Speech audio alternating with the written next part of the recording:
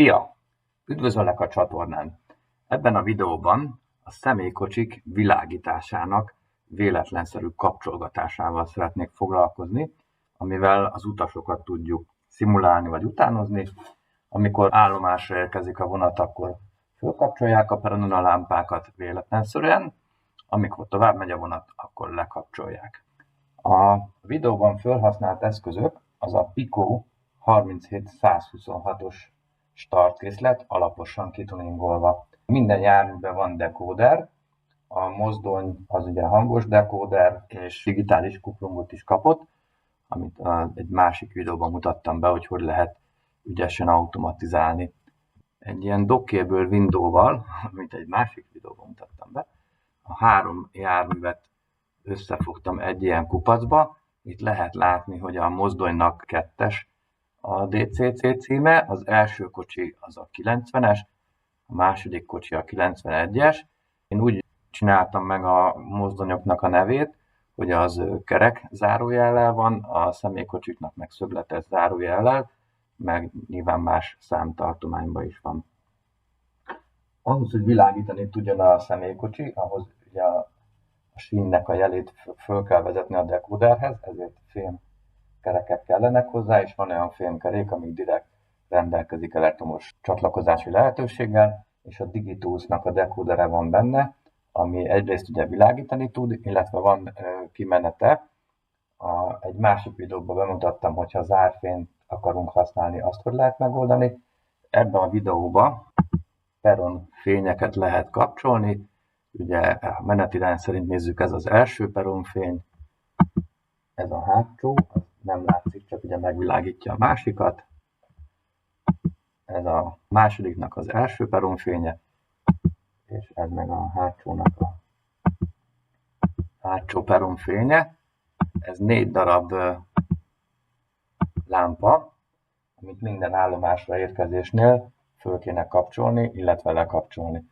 Én csináltam egy funkciót, ami időzítve 2 és 7 másodperc közötti időn belül véletlenszerűen kapcsolja föl a lámpát, és hogyha ezt kikapcsolom, akkor ugyanilyen véletlenszerűen megvárjuk a hátsót is, lekapcsolja a lámpát, és akkor ugye ezzel, hogyha ezeket egyszer elindítjuk, akkor valahogy véletlenszerűen kapcsolódik fel a jelen esetben 4 darab peronvilágítás, illetve ha lekapcsoljuk őket, akkor meg véletlenszerű sorrendben kapcsolódik ki.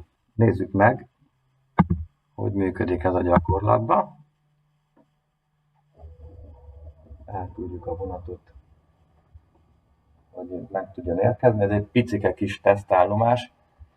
A vonatokon kívül a váltókörzet is ilyen startkészletes vágánykupacokból épül föl.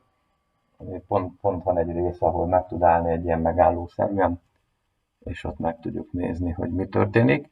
Majd később megnézzük, egy schedule, egy menetrend lett készítve, ami ebben a blogban egy 5 másodperces várakozást ír elő.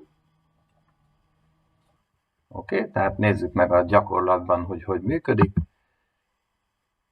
Jön a vonatunk, és amikor rálép a fékező markerre, akkor elindulnak a véletlenszerű időzítések.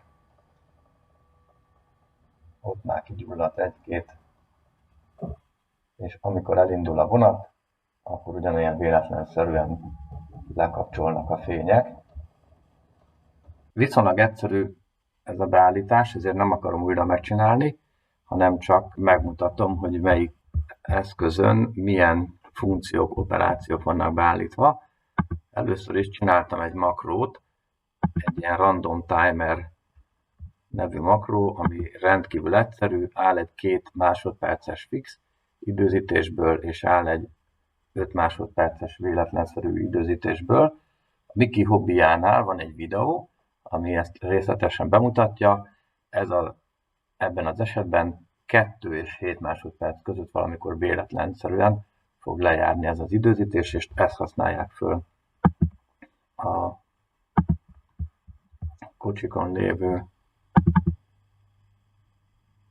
listák.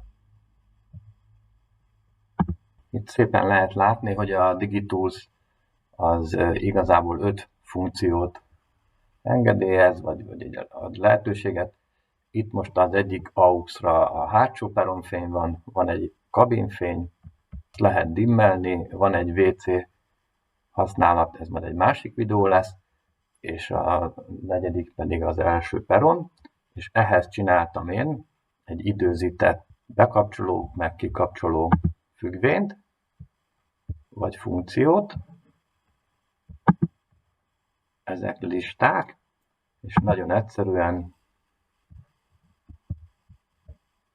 abból áll, hogy meghívja ezt a random timert, ez például a hátsó peron, és akkor a hátsó peront fölkapcsolja.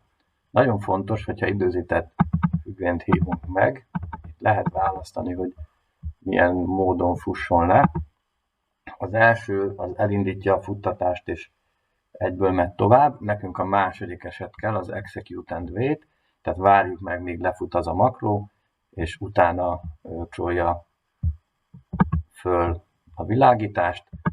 Ugyanez van megcsinálva a lekapcsolásnál, ott is meghívja ezt a timert, és utána lekapcsolja a hátsó világítást. Egyébként, hogyha nagyon sok vonatra akarjuk megcsinálni, akkor ezt a két sort is érdemes berakni egy makróba. Hogyha bármilyen változtatás van, akkor mindegyik vonaton egyszerre teljesüljön. Értelemszerűen a első időzítés az ugyanígy történik, csak ott az első peront kapcsolja föl és kapcsolja le. Nézzük meg a gyakorlatban, hogy történik ez, hogyha ezt a kettőt fölkapcsolom, akkor nem történik semmi, és valahogy véletlenszerűen fölkapcsolódnak a lámpák, illetve ha lekapcsolom, akkor megint csak véletlenszerűen és véletlen sorrendben lekapcsolnak a világítások. Ahhoz, hogy ezt a bekapcsolást nekem kelljen csinálni, egy speciális márkert használtam föl, illetve a márkereknek egy speciális funkcióját. Itt van egy ilyen, hogy Schedule Stop Only. Ez azt jelenti, hogy csak akkor hajtsa végre, hogyha a vonat az megáll azon a helyen. Tehát, hogy az a személyvonat is, amelyik áthalad ezen a blokkon, és mondjuk megáll a vörös jelzőnél, annál sem fognak leszállni az utasok, csak akkor fognak leszállni, hogyha ez a Schedule Stop Only van. Erre, ha duplát kattintok, akkor itt az Operation-nél van beállítva, hogy az időzítéseknek a bekapcsolását indítsa el. Itt nagyon fontos, hogy ez all vehicles, tehát ugye mindegyik kocsira igaz, ugye a mozdonyon nincs ilyen, és a személykocsikon lesz ez a funkció, és ugye itt fölkapcsoljuk. És akkor ezzel el tudjuk érni, hogy akárhány schedule jár erre, annál, tehát amikor megáll a vonat, és balról érkezik, akkor ezt fölkapcsol, amit ígértem, hogy itt meg tudjuk nézni a Section Settings-et, hogy itt van beállítva, hogy 5 másodpercet várjon, és amiért ide beírtunk egy időt, azért ott ez Schedule Stop lesz, és akkor elindítja a véletlenszerű világítást. Az automatikus lekapcsolás az a 10-es funkciónak egy ilyen vicces, szerintem ebből még sok anomália lesz, hogy a vonatoknak is van Operations füle, és különböző eseményeknél elindulás, időzítés, megállás, irányváltás, illetve ezt a fékezési sebesség elérését, erre lehet írni operációkat, hogy akkor mi történjen. Itt annyit csináltam, hogy amikor ez az egy darab személykocsi, tehát a 90-es című elindul, akkor meghívja a lekapcsolást előre-hátra, és ugyanez van megcsinálva a másik kocsiba is. Nézzük meg még egyszer.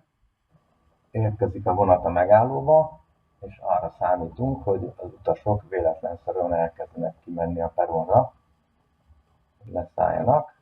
igen, szépen kigyulladt mind a 4, és amikor 5 másodperc múlva tovább indul, akkor véletlenszerűen le fogják kapcsolni a lámpákat, és ezzel egy ilyen kis játékos effektus kerül a terepasztalra.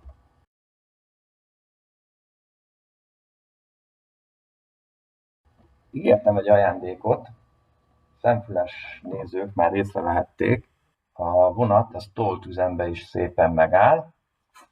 Ide rakok egy ilyen jelzést, hogy hol van a szigeten is. És hogyha ezt a mozdonyt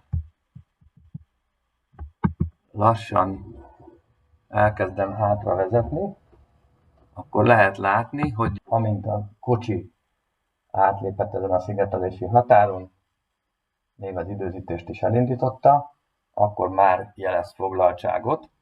Tehát az a kis ajándék, hogyha valaki vesz fémkereket és dekódert rak a személykocsikba, akkor a személykocsik is egy ilyen áramérzékelős foglaltságérzékelő, már jelzik a foglaltságot.